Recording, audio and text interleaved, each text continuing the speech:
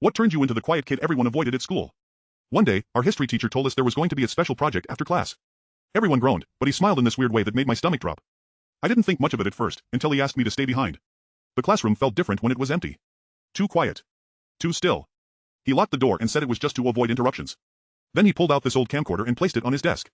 I laughed nervously and asked what we were filming. He didn't laugh back. He told me to read from the sheet of paper, but the words didn't make sense. They weren't even part of our syllabus. When I hesitated, his tone changed instantly.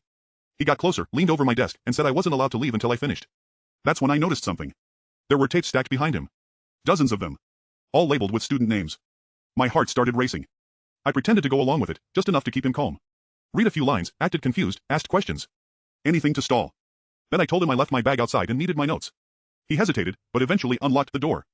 The second I stepped into the hallway, I ran. I didn't stop until I found the head of year. I tried explaining everything, but I could barely get the words out. My voice was shaking, my hands wouldn't stop trembling. At first, they thought I was overreacting, until they checked his classroom. He was gone. The tapes were gone. And for a moment, I thought no one would believe me. But a week later, police showed up at the school. Turns out, I wasn't the first student he'd kept behind after class.